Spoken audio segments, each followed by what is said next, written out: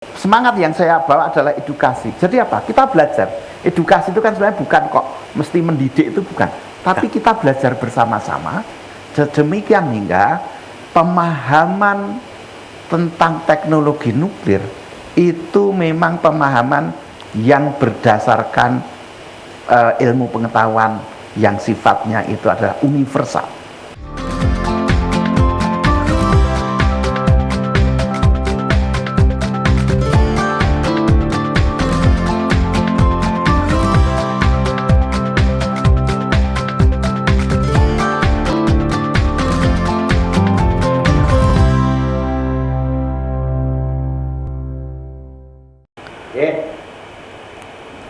Assalamualaikum warahmatullahi wabarakatuh, pemirsa TV 9 dimanapun berada. Ketemu lagi bersama dengan saya Satria Pamungkas, pastinya di Kopi Darmo, kopdar bareng orang-orang pintar. Saya hari ini ngopinya sendirian aja di sini, tapi tentu saja saya punya beberapa hal yang mau saya ajak untuk pemirsa semuanya untuk membahas di sore hari ini. Tentu saja bersama dengan orang-orang pintar yang akan saya ajak ya. Mereka ngopinya di tempat beliau masing-masing, saya ngopinya di sini aja. Kali ini kita akan membahas mengenai sesuatu yang, ini luar biasa nih.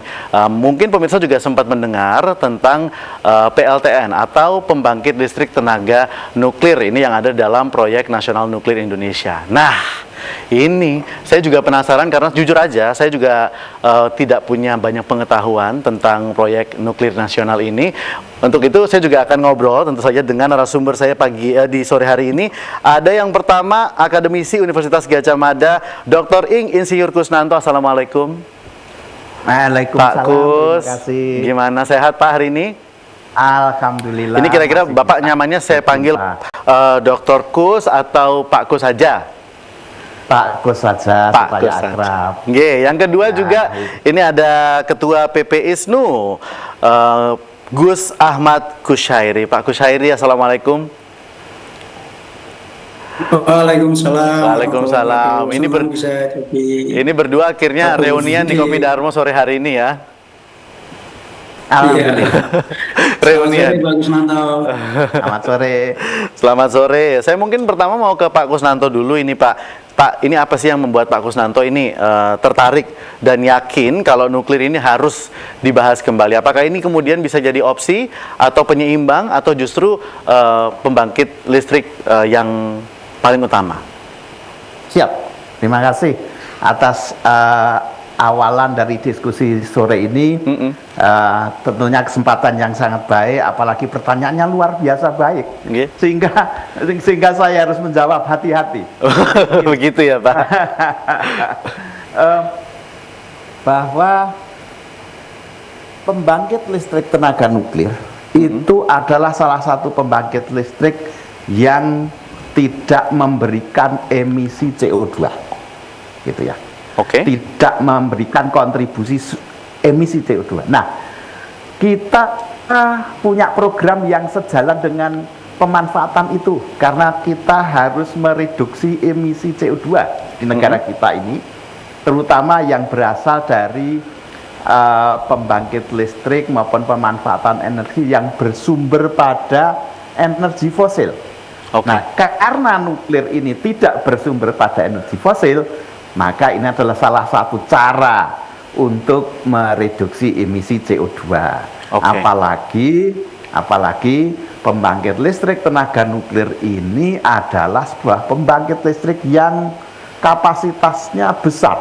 Jadi sangat cocok untuk menopang beban listrik yang besar, sangat cocok untuk kebutuhan industri, stabil, tidak ini tergantung pada waktu, istilahnya itu tidak intermittent, artinya ajek, artinya stabil baik siang maupun malam, itu mampu memberikan suplai listrik kepada kita semua, terutama untuk kebutuhan industri maupun rumah tangga yang tidak berubah-ubah. Nah, itulah stabilitas keunggulan dari pembangkit listrik tenaga nuklir tersebut. Karena itu saya berpendapat ini adalah saat yang baik untuk menggunakan PLTN sebagai alternatif dari pembangkit listrik yang tadi saya katakan dalam jumlah yang masif dan stabil serta ramah lingkungan. Oke, berarti tadi Pak Kus mengatakan kalau ini sebagai alternatif begitu ya Pak, bukan sebagai pembangkit listrik tenaga yang utama begitu. Utama alternatif itu artinya begini, pengertiannya adalah kalau kita membangun pembangkit listrik tenaga nuklir, itu juga bukan berarti pembangkit listrik yang lain tidak dibangun. Baik. Jadi pengertiannya adalah sama-sama ayo kita sinergi membangun pembangkit listrik yang tadi saya katakan tidak memberikan emisi CO2 yang bersih, yang masif, yang dapat digunakan dalam rangka untuk meningkatkan kebutuhan industri dalam jumlah yang besar. Oke. Itulah sinergi. Baik, ini memberikan cukup kelegaan buat saya gitu ya Pak Kus, kalau misalnya ternyata PLTN ini tidak menimbulkan yang namanya emisi CO2 yang dalam artian cukup besar gitu. Cuman memang selama ini kalau misalnya kita berbicara tentang pembangkit listrik tenaga nuklir atau sesuatu yang bertenaga nuklir, itu kan yang ditakutkan pasti kan, oh ini pasti efek radiasi. Kenapa sih Pak kok selalu muncul pro kontra di masyarakat kalau misalnya pembahasan nuklir ini diangkat gitu Pak? Ya, saya kira sebab itu adalah suatu proses pembelajaran. Kita kalau tidak punya yang pro kontra, kita akan seenaknya. Oleh karena itu kita harus menyadari bahwa hal-hal itu penting. Kalau kita tidak diingatkan akan seenaknya, tidak ada yang ya udahlah, saya kan satu-satunya. Ya gitu. Nah, ini bukan satu-satunya. Ini adalah memang kalau kita bicara nuklir, ya pasti karena apa? Karena energi nuklir itu dimulai dari sebuah kecelakaan sejarah. Teknologi yang difahami oleh masyarakat dari sebuah kecelakaan sejarah, yakni adanya bom nuklir yang ada di Hiroshima dan Nagasaki, yang itu dahsyat, yang itu memang punya sifat memancarkan radiasi. Tetapi saya kira selalu begitu, teknologi itu punya dua mata, yakni mata yang baik dan mata yang buruk.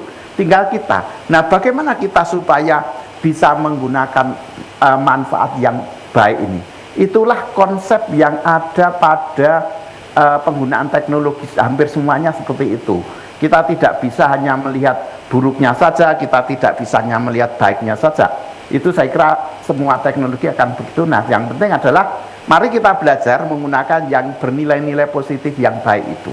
Radiasi nuklir itu, yaitu tadi, karena kecelakaan sejarah yang dilihat dahsyatnya.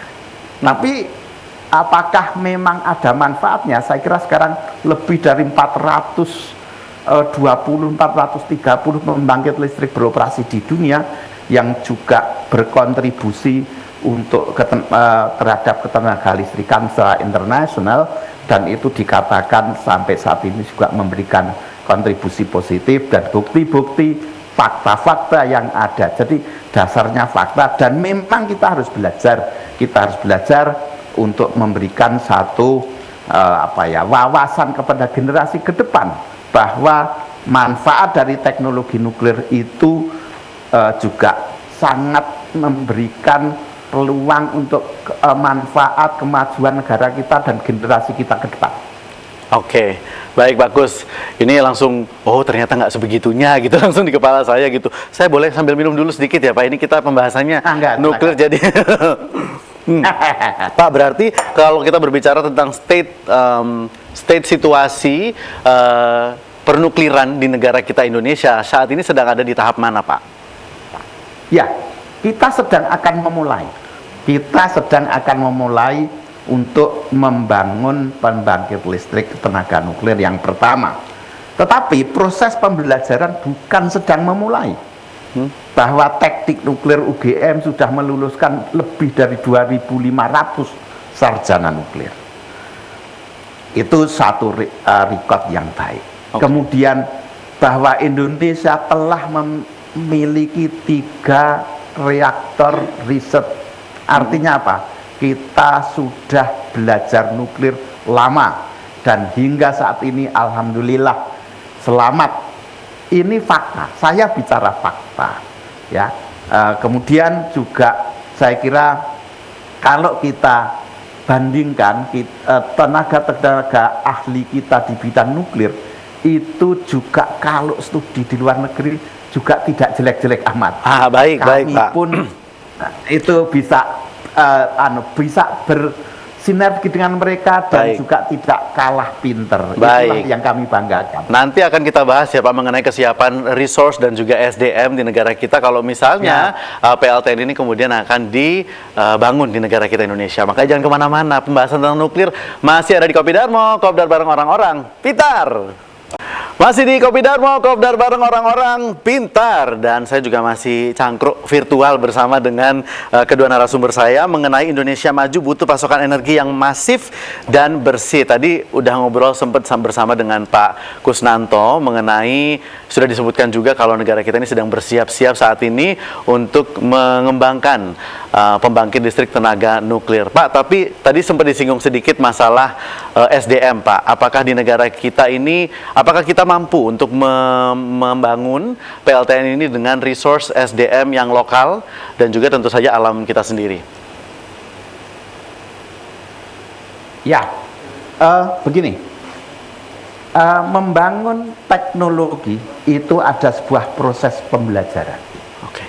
Kita jangan khawatir, Indonesia adalah salah satu good boy, anggota International Atomic Energy Agency, dan kita ini banyak dibantu oleh organisasi tersebut, yakni Organisasi Tenaga Atom Internasional. Dengan demikian, itu adalah hal yang wajar. Kami di kampus juga seperti itu, kerjasama dengan asing dan juga kerjasama dengan tadi yang saya sebutkan, IAEA, International Atomic Energy Agency, yang banyak memberikan pengetahuan tambahan. Kalaupun kita masih memerlukan, itu adalah sudah merupakan keniscayaan bahwa karena kita menggunakan nuklir itu untuk maksud damai, sekali lagi untuk maksud damai, tidak untuk bikin bom nuklir, maka insya Allah Badan Tenaga Nuklir Internasional atau Badan Tenaga Atom Internasional itu pasti akan membantu kita. Baik. Ini adalah suatu deklarasi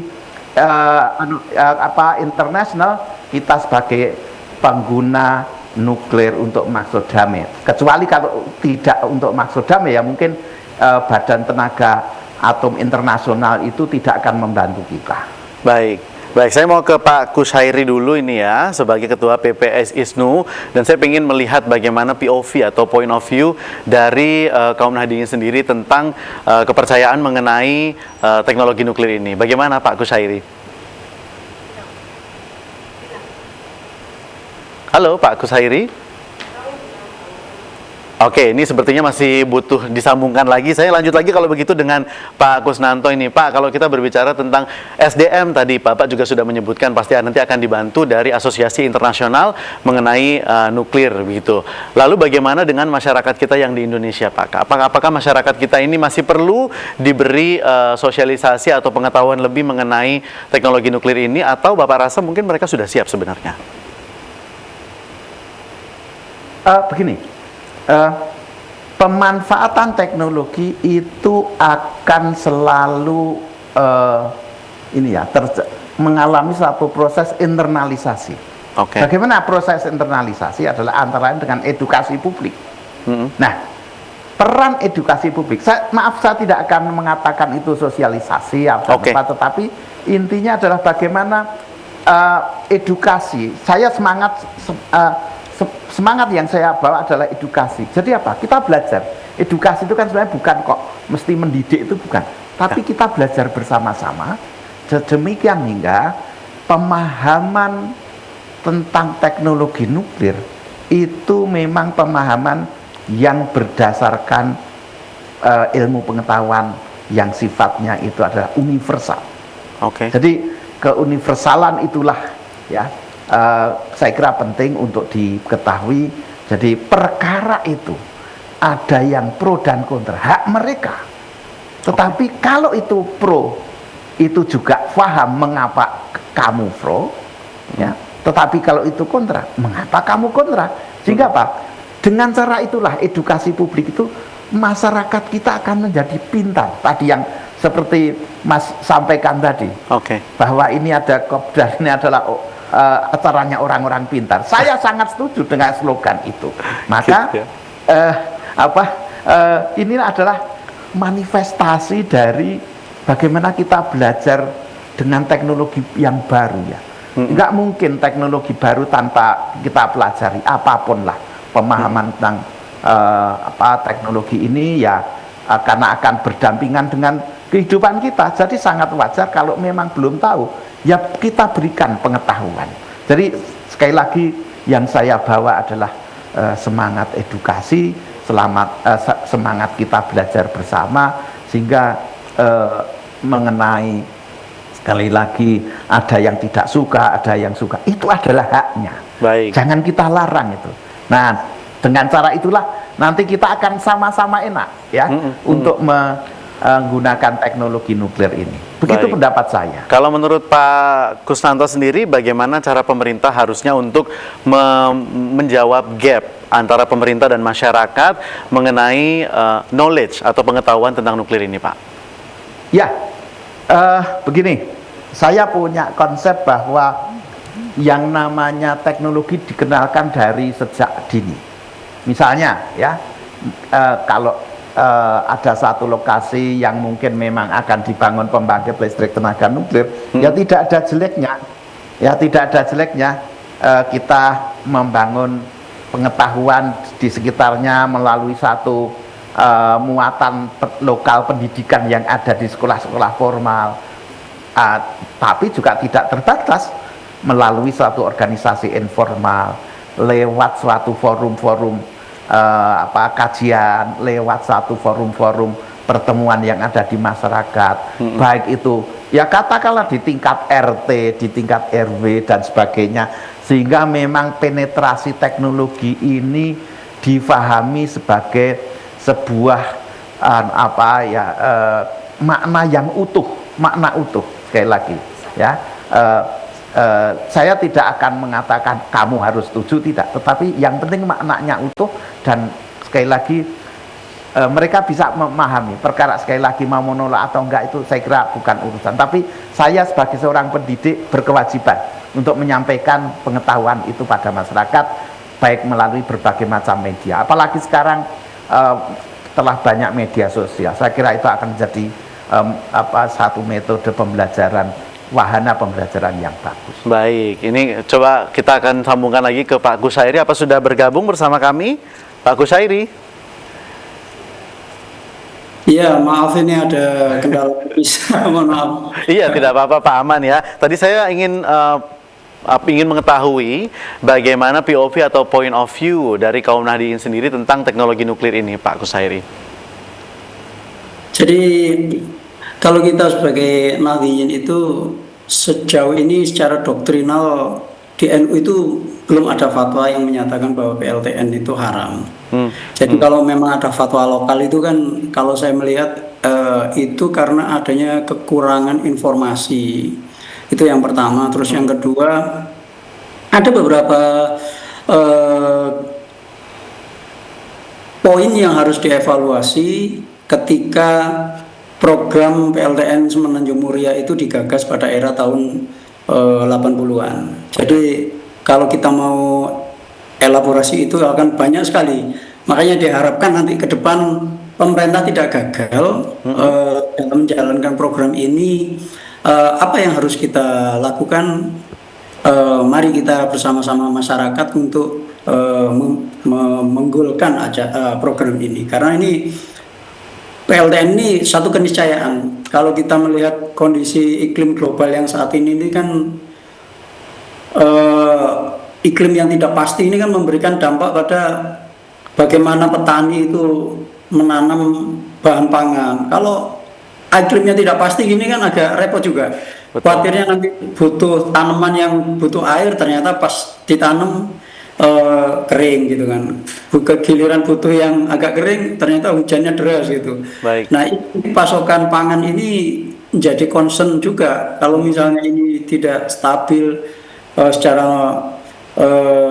meluas, maka ini bencana kelaparan ini bisa mengancam di depan mata. Oke, kalau tadi Pak Kushairi mengatakan ini kan dari tahun 80-an gitu ya, berarti gapnya ke tahun ini kan kurang lebih sekitar 40 tahun. Tadi Pak Kushairi juga sempat menyebutkan ada banyak hal yang perlu dievaluasi untuk ke masyarakat begitu. Kira-kira apa ini Pak yang paling besar evaluasinya?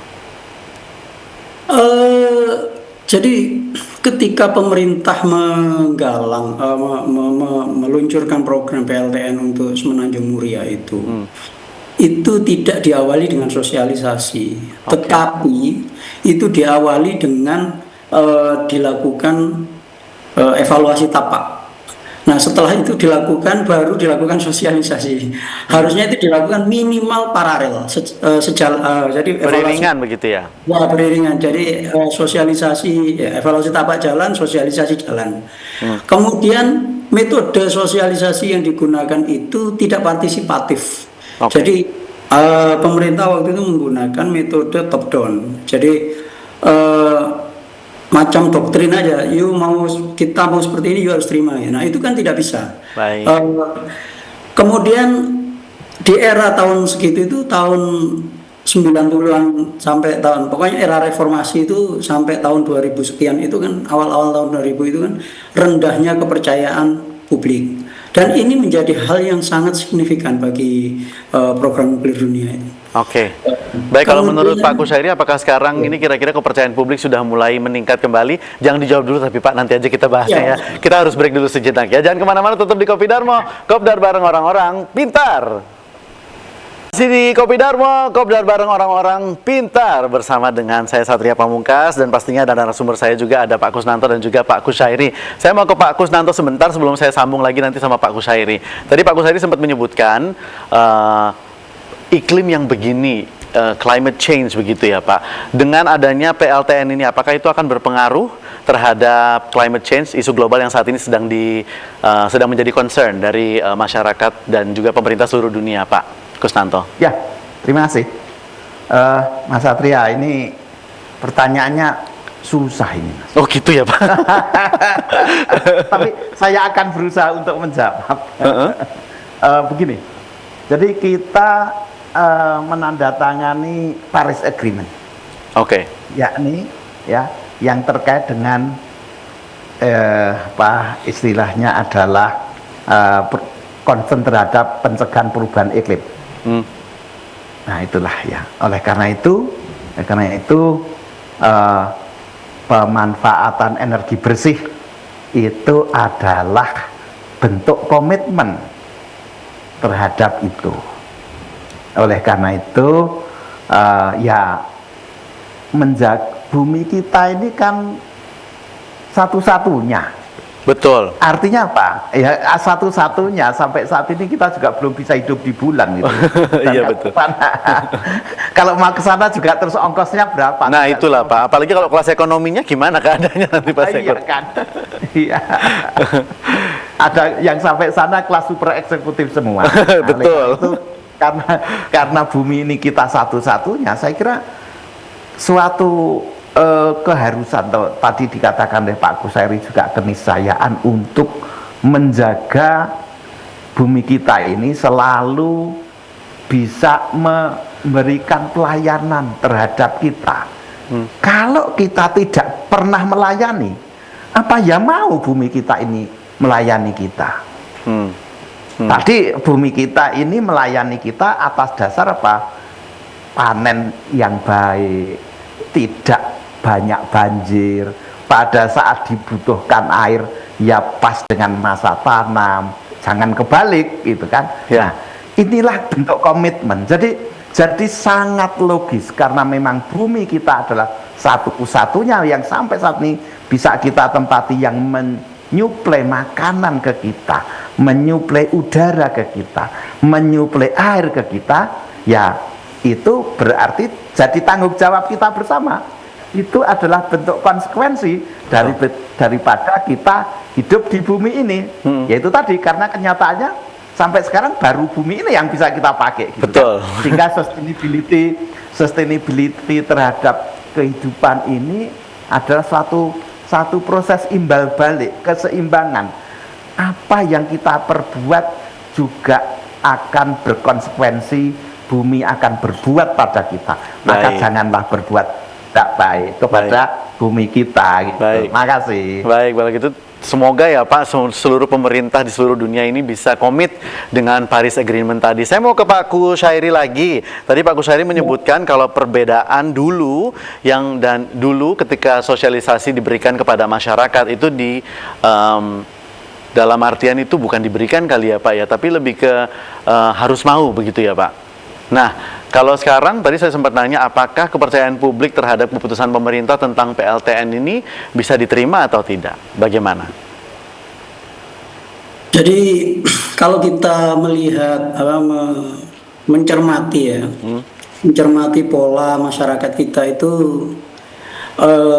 di daerah-daerah tertentu di luar perkotaan. Kenapa saya katakan di luar perkotaan? Karena tidak mungkin atau kecil kemungkinannya PLTN itu dibangun di perkotaan. Betul. Terus mereka itu masyarakat kita yang di luar perkotaan itu ada tokoh yang mereka itu jadikan panutan. Saya tidak mengatakan hanya kiai, tetapi di daerah-daerah yang di sana misalnya masyarakat penganut Nasraninya dominan, mereka akan patuh pada pastor ataupun pendeta. Kalau misalnya di daerah adatnya yang masih kuat seperti di Kalimantan atau yang lain, itu saya kira tokoh adat itu sangat berpengaruh. Nah, ketika program nuklir ini dilaksanakan, harusnya pemerintah menggandeng tokoh-tokoh masyarakat ini, apakah itu tokoh agamawan maupun tokoh adat, sehingga tidak dimanfaatkan oleh kelompok-kelompok yang tidak ingin Indonesia itu maju dengan suplai energi yang cukup besar, yang cukup masif. Kenapa? Karena kalau Indonesia itu mempunyai pasokan energi yang cukup besar, maka saya kira tidak ada satupun investor yang akan ragu untuk investasi di Indonesia. Saya ambil contoh Jepang. Jepang itu ketika kalah Perang Dunia Kedua, industrinya itu maju pesat. Sama Amerika kan waktu itu dibatasi pertumbuhan militernya. Nah, ketika dia energinya dibangun dari energi nuklir, dari PLTN, berapa banyak itu Jepang itu membangun? Itu pertumbuhannya sangat bagus. Bahkan Amerika sendiri sebagai gurunya pun akan kewalahan menghadapi perang dagang dengan Jepang. Nah, sekarang itu ditiru sama Cina. Nah, Cina ini sejak pemerintah Xi Jinping itu kan mencanangkan berapa puluh itu PLTN. Kalau tidak salah, mohon koreksi Pak Kusnanto, kalau nggak salah 30 dalam 2 dasawarsa kalau nggak salah. Itu sekarang kita tahu Cina menjadi raksasa ekonomi dunia. Padahal kalau kita lihat beberapa puluh tahun ke belakang, masih banyak di Cina itu yang daerahnya daerah tertinggal. Tapi sekarang sudah luar biasa. Betul. Nah, saya kira pertumbuhan ekonomi yang demikian bagusnya ini menjadi kekhawatiran juga bagi negara-negara yang menjadi dalam tanda petik rival kita, sehingga mereka akan memanfaatkan bagaimana mempengaruhi kebijakan di dalam negeri agar pasokan energi kita itu juga tidak terlalu besar. Karena mau nggak mau itu pasti linear atau mungkin lebih tidak linear, mungkin pangkat 3 kalau kita bicara di ini tangensial gitu ya. Itu pertumbuhan ekonominya akan seperti itu. Jadi ini yang perlu diwaspadai sebenarnya. Baik. Jadi murnikah penolakan PLTN di masyarakat itu karena memang mereka takut atau jangan-jangan ditakut-takutin gitu. Baik. Baik, kalau menarik juga tadi yang dibilang sama Pak Kushairi kalau Cina ketika membangun PLTN kemudian berkembang secara ekonomi gitu ya. Bahkan sekarang menjadi negara dengan GDP terbesar kedua di dunia begitu ya Pak Kushairi. Bahkan tahun ini baru saja Cina mencabut gelar negara berkembangnya dan kemudian percaya diri untuk menyebut dirinya sebagai negara maju begitu. Pak Kusnanto, apakah ini bisa ngaruh Pak ke perekonomian kita kalau misalnya kita menggunakan PLTN?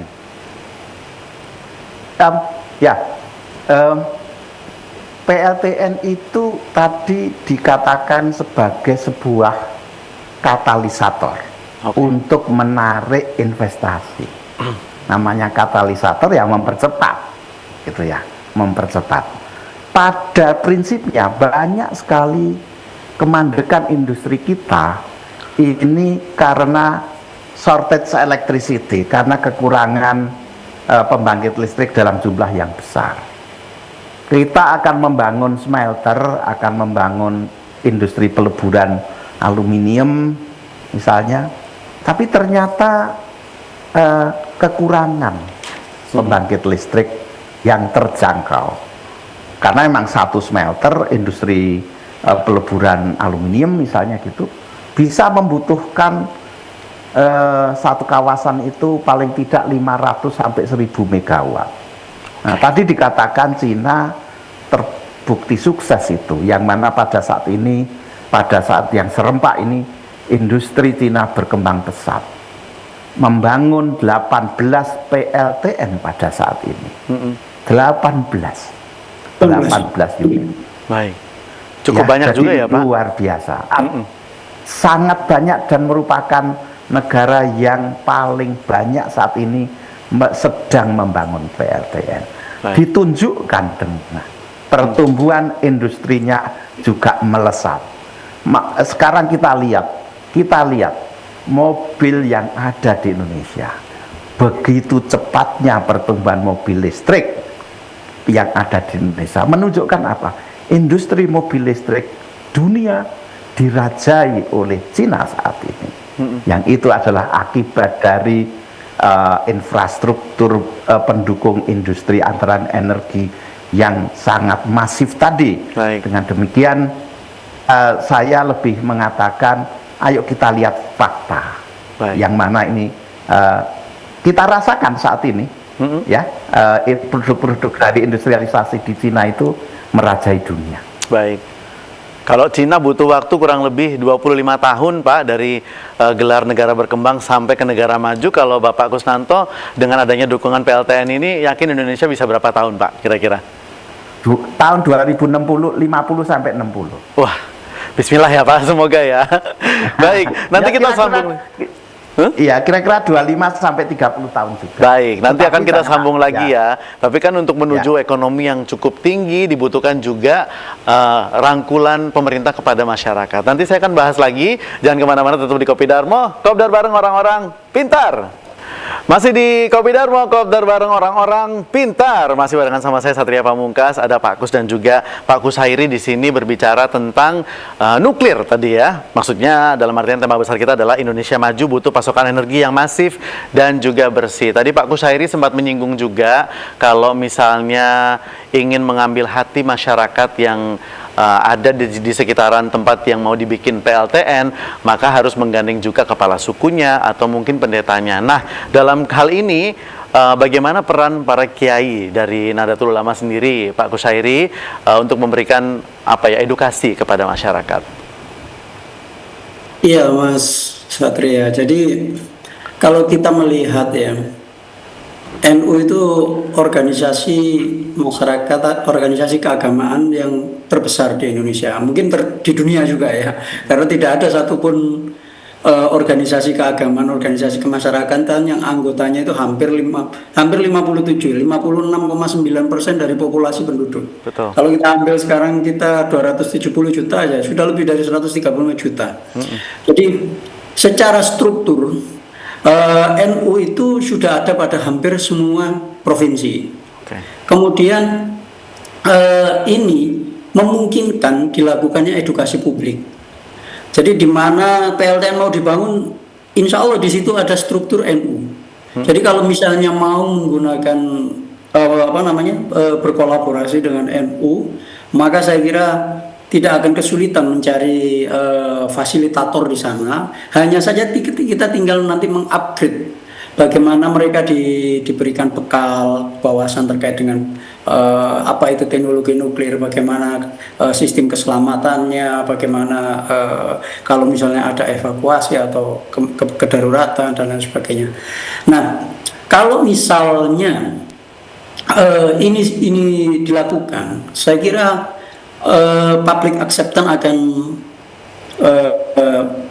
cukup bagus. penolakan-penolakan itu saya kira akan bisa diantisipasi. Apakah dirasa perlu untuk mengkolaborasikan pemerintah dan juga masyarakat tentang PLTN ini, misalnya dalam hal peningkatan kualitas hidup atau ekonomi dari masyarakat di sekitar PLTN? Saya kira itu akan otomatis. Jadi ketika PLTN itu dibangun, saya ngambil contoh PLTN ya, Mas Satria. Kawasan Puspitek ini dibangun sekitar tahun 80-an. Jadi pada saat dibangun itu dari Ciputat ke daerah Muncul itu hanya ada jalan setapak. Dan itu pun dulu orang pengawas dari pemerintah kalau mau pada saat konstruksi itu melakukan pengawasan, mereka itu turun di pasar Ciputat ada ojek sepeda gitu kan. Sampai sana. Nah, jenengan sekarang bisa lihat kondisi di sekitar Puspitek itu. Pertumbuhannya luar biasa, bahkan di BSD itu harga tanah mungkin sudah seimbang dengan harga tanah di Pondok Indah misalnya, atau di kawasan-kawasan elit lainnya. Sementara itu radiusnya tidak terlalu jauh dari reaktor yang ada di Serpong itu. Nah, sehingga pertumbuhan ekonomi, nggak hanya ekonomi sebenarnya, tingkat sosial masyarakatnya pun akan meningkat. Mereka tidak lagi dalam tanda petik pendidikannya rendah, mereka sekarang pendidikannya tinggi-tinggi. Coba jangan survei nanti. Di Tangerang Selatan itu didominasi para ilmuwan semua. Oh, sekarang begitu? Iya, sama seperti di Jogja sekarang itu posisinya. Sudah banyak yang itu sentra ilmuwan itu ada di Jogja, di sekitar UGM. Sekarang itu di Tangerang Selatan. Saya kebetulan di Tangerang Selatan juga. Itu saya ketemu dengan beberapa tokoh NU itu, ternyata juga mereka ilmuwan juga dari berbagai disiplin gitu loh. Jadi saya kira nggak hanya dari sisi ekonomi, dari sisi sosial pun insya Allah akan terpengaruh secara positif. Tapi mungkin masih banyak juga masyarakat yang pernah mengingat fatwa haram yang diberikan kepada PLTN Muria. Ini kan butuh perubahan besar begitu ya Pak Kushairi dalam masyarakat. Memang menjadi PR pemerintah juga, dan tentunya dalam hal ini NU siap ya menjadi pengawas independen. Saya kira mau tidak mau harus siap ya, karena program PLTN ini kalau pemerintah mau sukses, ya mau tidak mau harus melibatkan masyarakat. Dan simpul-simpul masyarakat besar yang berpengaruh itulah yang harus kita rangkul. Jika tidak, maka akan sulit untuk merealisasikan program itu. Oke, kalau menurut Pak Kushairi sendiri, untuk go-no-go-nya ketika misalnya ada masyarakat yang kontra katakanlah dengan keputusan pemerintah, apa yang harus dilakukan? Saya kira yang terjadi di Muria itu adalah penolakan dari proses sosialnya sebenarnya. Kalau saya melihat, kalau misalnya informasi itu diberikan secara komprehensif, saya kira fatwa-fatwa itu tidak muncul, saya kira. Baik, berarti ini perkara komunikasi ya Pak Kushairi? Iya, saya kira komunikasi yang kurang. Baik, jadi memang diperlukan komunikasi yang transparan dan juga tentu tindakan yang konkret juga dari pemerintah begitu ya Pak Kushairi? Betul. Baik, saya mau ke Pak Kusnanto dulu. Pak, tadi kita ngobrol tentang bagaimana Pak Kusnanto mencontohkan negara Cina yang sukses membangun 18 PLTN. Sampai 18 itu kan berarti ada proses yang cukup panjang begitu Pak. Dan apa yang perlu dipersiapkan oleh pemerintah untuk membangun satu PLTN saja? Ya, tentunya dari aspek kelengkapan perundangan, aspek kelengkapan peraturan perundangan, ini teman-teman di Badan Pengawas Tenaga Nuklir, di lingkungan hidup, kemudian di ESDM ketenaga listrikan, dan juga melibatkan para pemangku kepentingan, ini saya kira sangat penting persiapan itu ya. Jadi kelengkapan peraturan perundangan, dan saya yakin saat ini sebetulnya lebih dari 90% kalau kita lihat dari situ sudah cukup. Kalau memang pemerintahan dipimpin oleh Pak Prabowo Subianto ini akan go nuklir, ya memang sudah cukup persyaratan dari itu, peraturan perundangan. Saya mengatakan begitu. Terutama untuk pembangkit listrik yang seperti yang tipe-tipe yang sekarang ya sudah maju, sudah bukan lagi tipe yang tahun generasi sebelumnya. Jadi dari aspek keselamatan, keamanan, pemanfaatan bahan nuklir yang benar ini sudah dijamin, regulasi ada. Kemudian saling menjaga, teman-teman dari perguruan tinggi, lembaga riset, kemudian ada organisasi seperti BRIN, ini juga saya kira menjadi satu bagian kelengkapan bukti bahwa kesiapan itu sebetulnya sudah dilakukan. Jadi saya mengatakan, ya ayo kita jalan, tinggal sekarang siapa yang akan menjalankan bisnis ini saja untuk mendukung satu keterlistraan yang masif dan tadi saya katakan yang bersih itu. Baik. Pak Kusnanto, saya mau nanya pertanyaan yang sangat awam ini ya, sebagai masyarakat Indonesia, selain digunakan sebagai pembangkit listrik begitu ya, nuklir ini bisa dipakai sebagai apa lagi sih Pak Kusnanto? Oh, makasih. Teknologi nuklir sudah berkembang cukup banyak. Saya pakai antaranya saya telah membangun satu fasilitas untuk pengawetan pangan. Jadi itu salah satunya. Kemudian di rumah sakit kita punya unit kedokteran nuklir, yang mana cancer diagnosa dan terapi sudah sangat berkembang di beberapa rumah sakit besar. Justru ini menjadi, saya pribadi merasa ini perlu ditingkatkan. Karena apa? Karena aplikasi nuklir untuk kesehatan ini juga bisa menjadi alat pemersatu bangsa. Di mana rumah sakit kedokteran nuklir itu harusnya juga sampai Indonesia Timur, jangan hanya yang ada di Jawa saja. Sementara warga kita juga yang butuh penyembuhan kanker ini juga banyak gitu loh. Itu kemudian di bidang yang lain misalnya saja kalau di rumah sakit jelas lah, itulah bedanya. Kalau kita datang ke rumah sakit kok ya nggak takut ya akan ronsen itu nggak akan diradiasi loh itu, tapi malah didatangi itu, suruh bayar pun mau gitu loh. Itulah manfaat. Jadi ayo kita sampaikan manfaatnya dengan bukti-bukti real. Mudah-mudahan nanti bisa diterima oleh masyarakat. Sekali lagi aplikasinya sangat banyak, nanti jadi 2 SKS, 3 SKS kalau saya.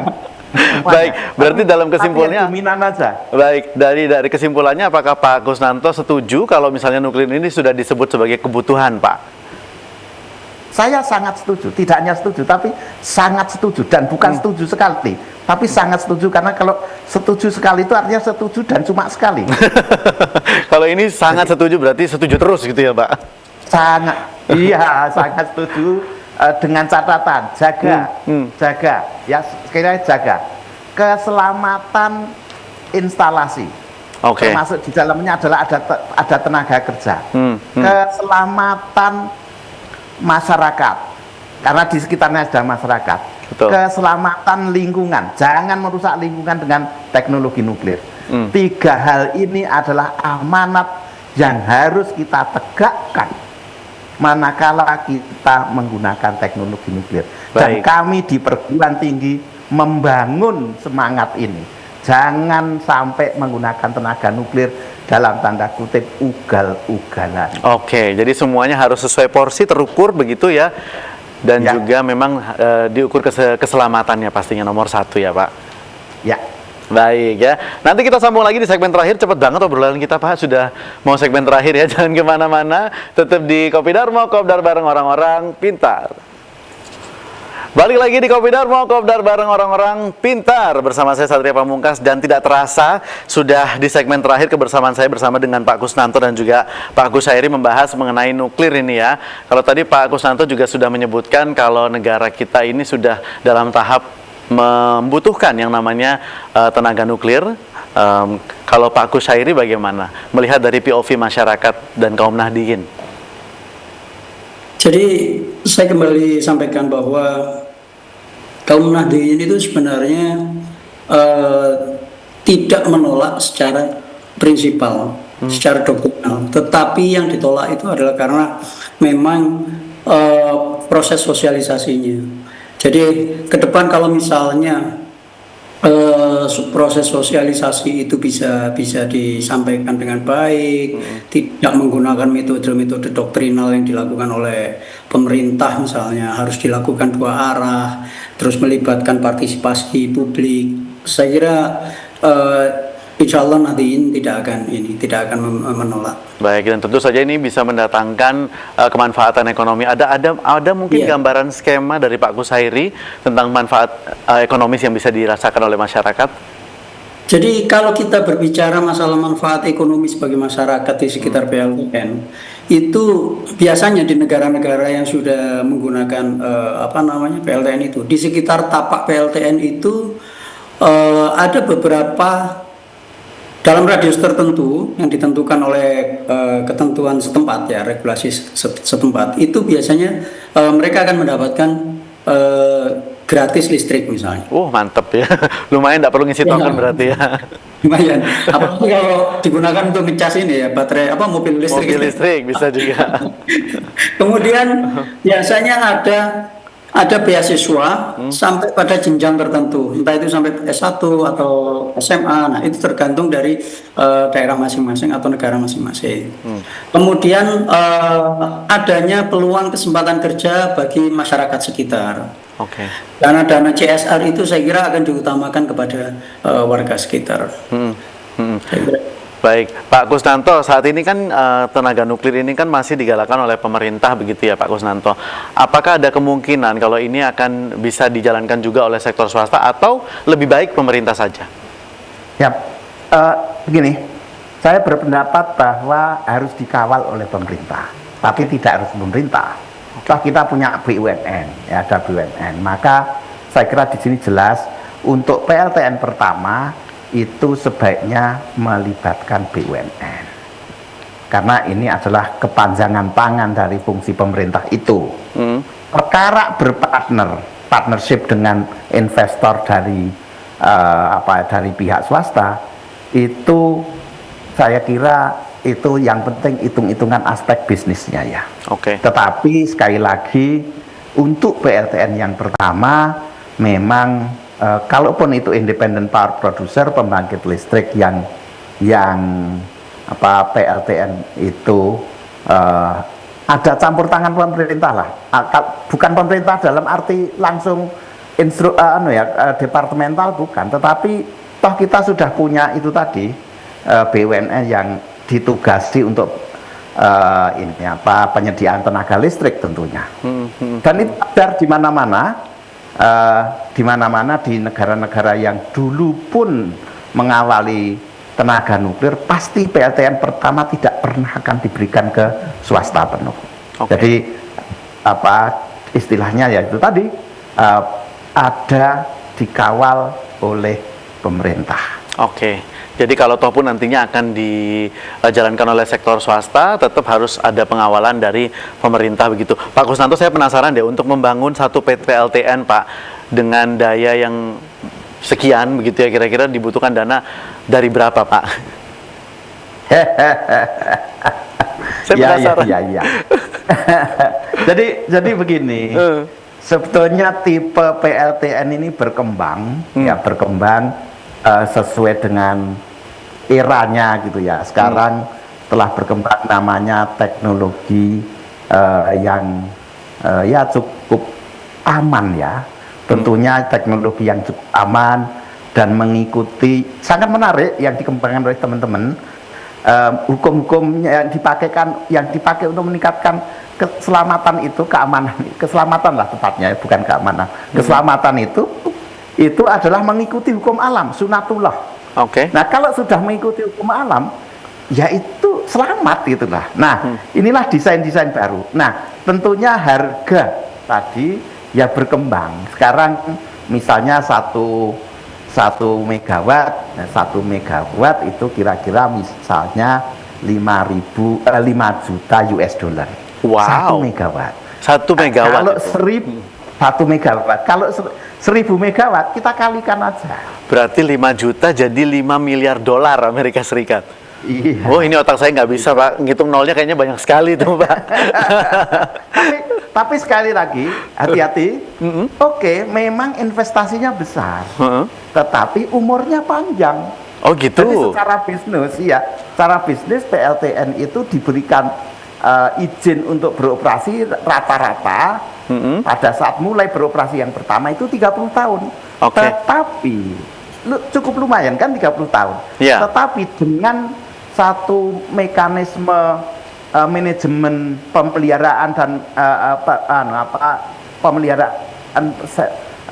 manajemen penuaan istilahnya ya, itu yang baik, dipelihara dengan baik, kemudian cukup ketat dengan penggantian komponen lah, seperti kalau kita nggak punya sepeda motor ataupun mobil itu, maka bisa diperpanjang lagi 30 tahun. Jadi satu PLTN itu bisa berumur 60 tahun. Oh, sedangkan panjang.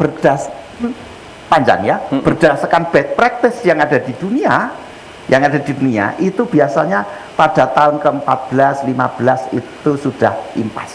Oh, begitu. Dengan demikian atau paling lama 17 tahun. Nah, dengan demikian maka secara bisnis ini sebetulnya sehat. Memang untuk jangka panjang. Jangan berharap bangun PLTN 10 tahun harus disadon. Tidak bisa. Harus lebih dari 15 tahun dan itulah mulai mendapatkan profitnya. Oke. Kalau pembangunan sendiri butuh berapa lama, Pak? Waktunya? 5 tahun. 5 tahun sampai 6 tahun, diawali dengan studi tapak, di mana tadi Pak Kusyairi juga sampaikan, milih tapaknya ini juga butuh waktu, ada peraturan yang mana ini memang sesuai, tempatnya dinyatakan aman, kemudian nanti beroperasi dengan selamat, sesuai dengan peraturan-peraturan teknologi yang ada, keselamatan yang ada, termasuk peraturan lingkungan harus kita patuhi, peraturan rencana tata ruang wilayah juga harus kita patuhi. Baik ya. Itu kira-kira 2-3 tahun. Jadi bangun PLTN ya pastilah antara 9 tahun, 10 tahun wajar dengan persiapannya, termasuk persiapannya. Oke. Baik ya, 5-10 tahun begitu berarti kurang lebih ya, dengan biaya $5 Amerika Serikat. Kalau negara kita GDP-nya 1,7 triliun dolar, berarti berapa PLTN yang bisa kita bangun? Tapi kan nggak semuanya buat PLTN ya, Pak. Iya. Saya mau ke Pak Kushairi dulu, Pak. Mungkin ada harapan tentu saja ya untuk mewakili masyarakat mengenai proyek PLTN ini. Jadi